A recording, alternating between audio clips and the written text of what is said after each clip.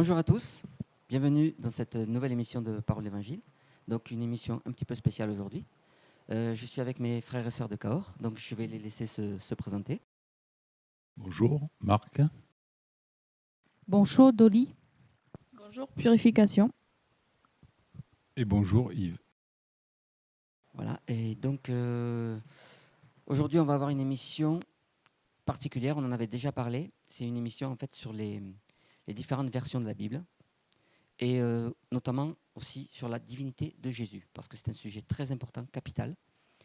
Et avant de commencer, je vais demander à mon frère Yves s'il veut bien remettre ces moments entre les mains du Seigneur. Seigneur, nous te bénissons, Seigneur, le Dieu de toute puissance, de toute gloire. Toi qui es le seul, le véritable, l'unique. Te prions afin que, Seigneur mon Dieu, tu ouvres les cœurs, Père, que tu délies les langues, mon Dieu, mon roi, et que toute la gloire te revienne au nom de Yeshua, Père. Sois béni, mon Dieu, mon roi. Amen. Amen. Merci Seigneur. Voilà, donc, pourquoi les versions de la Bible? Il faut savoir qu'il y a plusieurs versions de la Bible, il y en a beaucoup, et en fait, toutes ces versions ne se valent pas. Il y a beaucoup de textes erronés qui ont été mal traduits, en fait. Et ça pose un gros problème dans la compréhension de la parole. D'accord? La parole, elle est vivante, elle est spirituelle. Donc peu importe le support sur lequel elle est écrite, ça n'a aucune importance. Ce qui compte, c'est que cette parole vienne d'en haut. Donc on va commencer déjà par prendre un passage dans Jean chapitre 4, mais je le prends rapidement. C'est Jésus qui parle. Au verset 13, Jean 4, verset 13. Jésus répondit et lui dit, « Quiconque boit de cette eau-ci aura encore soif, mais celui qui boira de l'eau que je lui donnerai n'aura jamais soif. Mais l'eau que je lui donnerai deviendra en lui une fontaine d'eau qui jaillira jusque dans la vie éternelle. » Voilà. Donc la parole de Dieu, c'est une eau pure qui coule du trône de Dieu, qui vient d'en haut et qui doit vivre en nous. Et cette parole, en fait, on ne peut pas la dégrader. Et il y a plusieurs versions, en fait, qui dégradent cette parole. Et aujourd'hui, dans cette émission, on va commencer toute une série d'émissions, on va justement aborder ce sujet. On va prendre des versets de la Bible et on va s'apercevoir que, selon les versions, les traductions ne sont pas les mêmes et ça dénature le sens de ces versets. Et c'est grave, c'est vraiment grave. Imaginez, par exemple, que vous vouliez apprendre à parler une langue, comme le japonais. Vous avez deux options. Vous avez l'option d'aller voir un japonais, professeur de japonais, qui a vécu au Japon, qui connaît la culture japonaise, dont les parents sont japonais, qui connaît toute la culture japonaise, la langue avec les accents, avec tout ce qui est conforme à cette langue. Vous avez cette option-là. La deuxième option, vous pouvez prendre des cours de japonais avec un Allemand qui a étudié le japonais en Russie, avec un professeur italien. Laissez-moi vous dire que dans les deux cas, il y en a un, vous aurez vraiment une bonne approche. Dans le deuxième, vous allez avoir une approche vraiment basique. Et vous allez peut-être même avoir des problèmes dans votre apprentissage. Eh bien, avec la Bible, c'est la même chose. C'est pour ça que nous avons choisi une version en particulier. On vous en parlera plus tard. Et donc, on va parler aussi de la divinité de Jésus. Et on va s'apercevoir qu'il y a beaucoup de versets qui, justement, traitent de la divinité de Jésus. Ces versets sont ignorés. Et aujourd'hui, on va parler. Donc, je vais demander à mon frère Marc s'il veut bien commencer. Voilà. Donc, tu as fait des recherches par rapport à un verset en particulier. Je suis parti de Colossiens 2, verset 9, si vous voulez bien. Donc, qui nous dit « Car en lui habite corporellement toute la plénitude de la divinité ». Donc, ce verset, j'ai regardé un petit peu les différentes traductions, BJC, Bible français courant, Bible Louis II 1910 et la Bible de Jérusalem. Et donc, on s'aperçoit que toutes les traductions sont semblables, si ce n'est donc la Bible en français courant qui présente la chose d'une autre manière, car tout ce qui est en Dieu a pris corps dans le Christ et habite pleinement en lui. Alors ce qui a réjoui mon cœur finalement, c'est que malgré toutes les façons de trafiquer la parole de Dieu, parce qu'on s'aperçoit que dans les traductions, on s'aperçoit que au travers des siècles, eh bien, il y a une pollution qui a pu se mettre dans ces traductions, dans ces interprétations, par le biais de gens qui eux-mêmes étaient pollués, qui eux-mêmes n'avaient pas l'Esprit de Dieu en eux. Bien, je m'aperçois que par rapport à ce verset, ils ont eu certainement du mal, puisqu'on s'aperçoit que toutes les traductions, finalement, enfin toutes les représentations dans les différentes Bibles sont quasiment identiques. Donc je voulais plus orienter ces quelques explications sur le fait que Jésus est le Dieu Tout-Puissant. Amen. Voilà. Car en lui habite corporellement toute la plénitude de la divinité, donc Dieu, mais Jésus est le Dieu Tout-Puissant. C'est une révélation, c'est une véritable révélation pour nous, parce que dans toutes les années où nous avons cheminé au travers des différentes religions, eh bien, cette question de la position de Jésus, de la position de Dieu en tant que Père, Fils et Saint-Esprit, ce n'était pas clair pour chacun de nous. On tâtonnait, on se posait des questions, on ne savait pas qui prier. Et là, la réponse est faite. Jésus est le Dieu Tout-Puissant. Amen. Voilà, Jésus, c'est le tétragramme. Ah, bonne nouvelle pour nous. Alors, je voudrais regarder avec vous un autre verset dans Philippiens. Donc, on va regarder Philippiens, donc au chapitre 2, au verset 9. Philippiens. Et nous lisons, « C'est pourquoi aussi Dieu l'a élevé à la suprême majesté et lui a donné le nom qui est au-dessus de tout nom. » Ah. Donc, est-ce qu'il y a un nom qui est au-dessus du nom de Jésus? Selon la Bible, non. Répondez-moi. Non. Selon la Bible, selon la parole, non. Afin, attendez, qu'au nom de Jésus, tout genou fléchisse, tant de ceux qui sont dans les cieux que de ceux qui sont sur la terre et sous la terre. Ah. Amen. Alors là, les choses sont claires, nettes et précises. Il n'y a pas à tergiverser. Nous savons que Jésus, Messia, Yeshua, il est le Dieu Tout-Puissant. Amen. C'est une bonne nouvelle pour nous tous. Amen. C'est peut-être une mauvaise nouvelle pour les trinitaires, mais nous devons proclamer la vérité. Amen. Et puis, je voudrais aller voir un peu plus loin avec vous dans Matthieu 8. Alors, juste avant, est-ce que tu as vu des différences dans les versions de la... Alors, dans ce verset, je n'ai pas regardé les différentes versions parce que je ne voulais pas être trop long. D'accord, ok. Mais c'est intéressant aussi de les regarder. Et c'est une invitation, bien sûr, à chacun de nous à méditer sur tout cela parce que je n'ai pas toute la connaissance, bien loin s'en faut. Chacun, nous avons une part de connaissance que le Seigneur a mis dans nos cœurs, une révélation. Demain, nous en aurons une autre. Le Seigneur nous conduit dans ces instants, il nous conduit dans toute notre vie. C'est un cheminement. Alors, juste donc Matthieu, on va aller voir Matthieu donc au chapitre 8. Et là, vous allez voir, c'est extraordinaire. Et au verset 1, c'est un lépreux qui a eu la révélation, le premier, que Jésus est Dieu. J'aime ça. Amen. Amen. Et quand il fut descendu de la montagne, de grandes foules le suivirent. Vous voyez, il y a beaucoup de gens. Et là, voici qu'un lépreux étant venu l'adorer en disant « Seigneur ». Qu'est-ce que ça veut dire, Seigneur? Kurios. Et Kurios, qu'est-ce que ça veut dire? Dieu. Amen. Il a eu donc la révélation que Jésus est Dieu. Seigneur, si tu le veux, tu peux me rendre pur. Donc, vous voyez, cet homme s'est adressé directement à Dieu.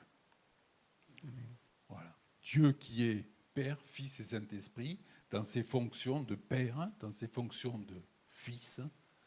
Donc, l'homme Jésus-Christ, lui qui est venu, né d'une femme, mais esprit, parce qu'il est reparti, il nous a laissé un consolateur, l'esprit de vérité. C'est Dieu tout-puissant, et Dieu fait ce qu'il veut. Et Dieu est omnipotent, omniscient, omniconscient.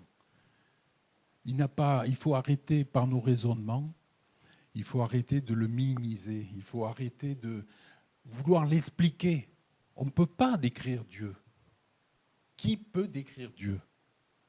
Certains l'ont vu, certains ont vu Jésus, certains l'ont senti, mais est-ce qu'avec nos mots humains, on peut décrire Dieu? Est-ce qu'on peut dire qui il est? Non, on peut le vivre. La bonne nouvelle, c'est que nous pouvons le vivre et l'expérimenter tous les jours. C'est ça, la bonne nouvelle. Mais après, tous les contradicteurs, tous ceux qui sont pleins de questions, tous ceux qui veulent raisonner, n'ont pas de place dans le royaume des cieux. Parce que ce que nous recevons, ce que nous proclamons aujourd'hui, ce n'est pas nous. C'est l'Esprit de Dieu qui habite en nous. Nous sommes, nous, une habitation de Dieu en esprit. Amen. Amen. Voilà, je ne veux pas être trop long, je laisse la place à mes frères, mes sœurs. Donc là, juste avant que tu interviennes, on voit que les versions sont quasiment les mêmes. Donc ça veut dire que vous ne pouvez pas dire que nous, on dit que Jésus est Dieu parce qu'on a une Bible particulière, alors que dans vos Bibles, c'est écrit noir sur blanc. Ça, c'est quelque chose qu'il faut prendre en compte. Donc lisez bien vos Bibles, faites vos recherches. D'ailleurs, on va faire un tutoriel pour vous apprendre à chercher sur une interface web les mots grecs, hébreux, dans un texte précis, pour que vous puissiez faire vos propres recherches. Et vous verrez, comme l'a dit mon frère Marc, que Jésus est Dieu. C'est écrit dans vos Bibles. Même s'il y a des Bibles tronquées, effectivement, mais Jésus est Dieu. Donc on va poursuivre avec mon frère Yves, s'il veut bien. Oui. Donc, moi, je suis tombé, j'ai été dirigé, guidé sur un verset dans Jean 10. Oui.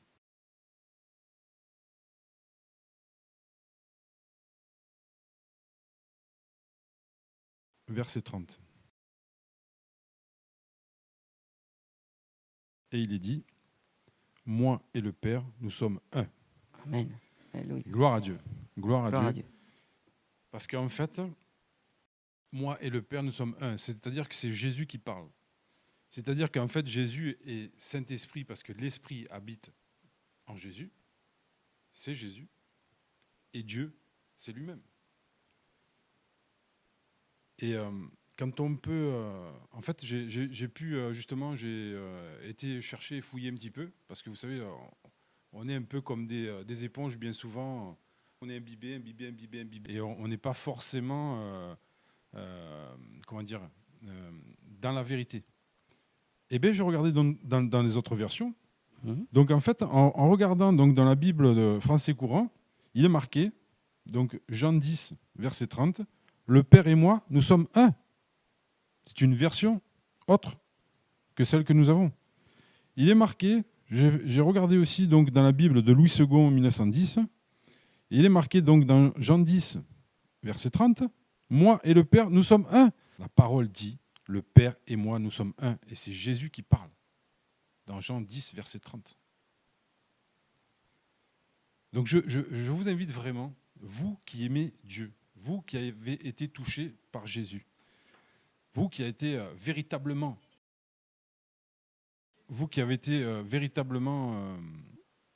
comment dire, touché par la parole de Dieu, par l'Esprit de Dieu.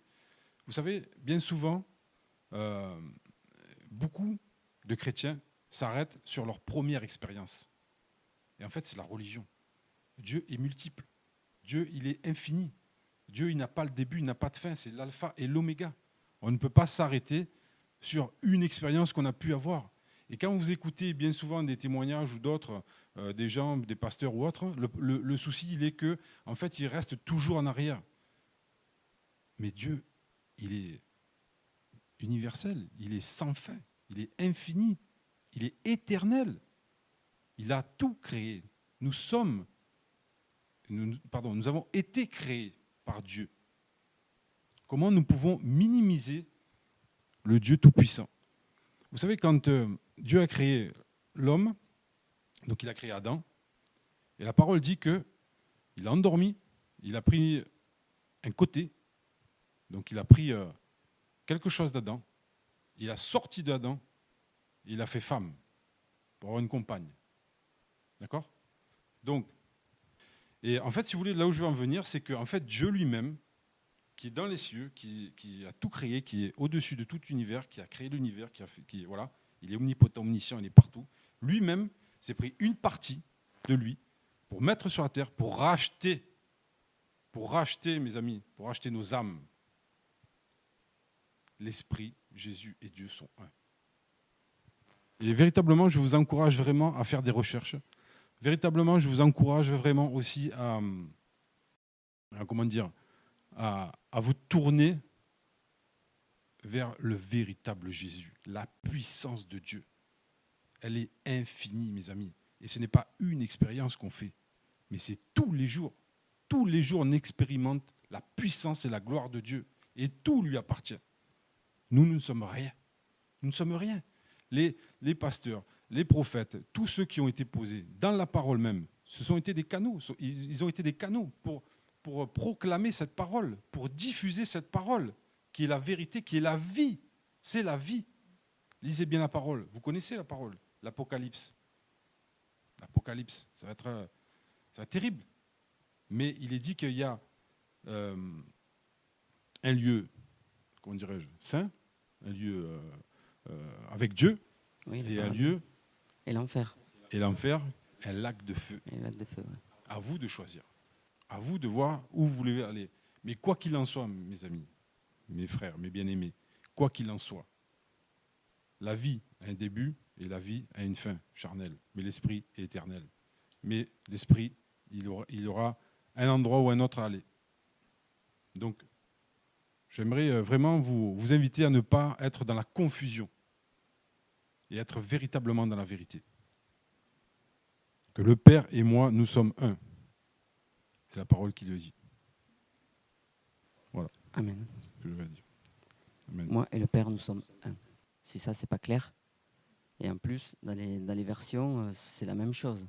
Donc, comme Dieu veille sur sa parole, c'est vrai qu'on peut attaquer toujours sa divinité, on peut attaquer sa parole, mais Dieu va toujours la défendre d'une manière ou d'une autre. Donc, même s'il y a des versets tronqués, des passages enlevés, Dieu va toujours rétablir, tôt ou tard, la vérité. Et c'est pour ça que ces textes-là sont écrits soit en hébreu, araméen ou grec, hébreu pour toute l'Ancienne Alliance, grec pour la Nouvelle.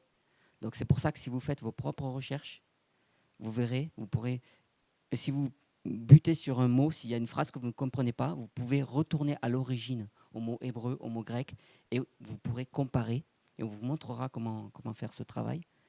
Et c'est là que vous pourrez voir qu'il y a eu beaucoup de transformation de cette parole. Alors, est-ce que Dolly, tu as préparé un verset aussi ? Dans la continuité que Jésus est Dieu, il n'y en a pas d'autre, il y a un seul. Donc, soyez pas comme des moutons à écouter n'importe quoi. Il faut être aussi dans la parole, lire et comprendre ce que la parole nous dit et pas ce que les autres disent. Et nous allons dans Jean 14, versets 6 à 9. Tout le monde y est. Alors là, c'était Jésus quand il était avec les disciples, avec Thomas. Jésus lui dit, « Je suis le chemin, la vérité et la vie. Personne ne vient au Père que par moi. Si vous me connaissiez, vous connaîtriez aussi mon Père. Mais dès maintenant, vous le connaissez et vous l'avez vu. » Philippe lui dit, « Seigneur, montre-nous le Père et cela nous suffit. » Jésus lui répondit, « Je suis depuis si longtemps avec vous et tu ne m'as pas connu, Philippe. Celui qui m'a vu a vu mon Père. Et comment dis-tu? Montre-nous le Père. » Amen.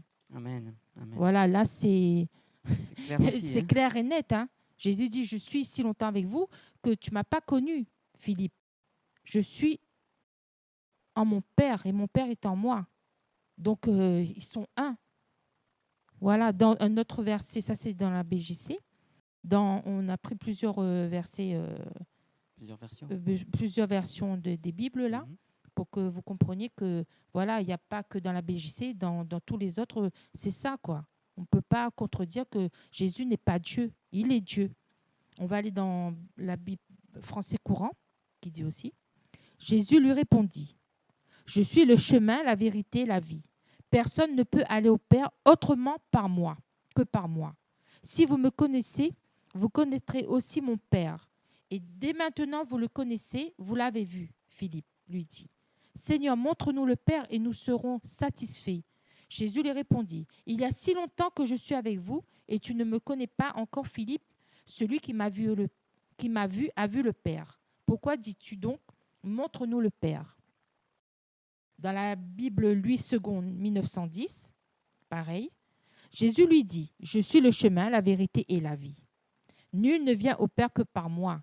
Si vous me connaissiez, vous connaîtriez aussi mon Père. Et dès maintenant, vous le connaissez et vous l'avez vu. Philippe lui dit, Seigneur, montre-nous le Père, et cela nous suffit. Jésus lui dit, il y a si longtemps que je suis avec vous, et tu ne m'as pas connu, Philippe. Celui qui m'a vu a vu le Père. Comment dis-tu, montre-nous le Père? Voilà. C'est très clair. C'est très clair hein, dans toutes les versions, c'est la même chose. Il n'y a pas d'autre Dieu. Jésus est Dieu, tout simplement. Donc voilà, moi je vous conseille de vraiment de faire des recherches là-dessus et de voir que vraiment on ne dit pas n'importe quoi. C'est vraiment Dieu et Jésus. Jésus est Dieu. Il n'y en a pas d'autre. Voilà. Merci. Mais on s'aperçoit quand même véritablement que, en fait, quelles que soient les versions, on dit bien que Jésus est Dieu. Oui, oui. On dit bien que Jésus est unique et véritable, quoi. Tout à fait. Donc relisez vos Bibles. Ah Vous oui, qui dites et- que Jésus n'est pas Dieu, relisez vos Bibles. Même si vous dites notre version à nous, nous utilisons la BJC, c'est-à-dire la Bible de Jésus-Christ. Donc c'est une Bible qui a été, en fait, c'est une révision, tout simplement, comme la Bible seconde 1910, etc. Mais qui retourne aux mots grecs et hébreux originaux, avec vraiment, ces mots, contexte. voilà, avec le contexte, etc. Et du coup, ça nous donne un nouvel éclairage, un bon éclairage. Donc c'est de la bonne nourriture. Donc purification. Moi, j'ai choisi Tite 2,13. Oui. Voilà. Je vous invite à le prendre, si vous voulez bien. Mhm.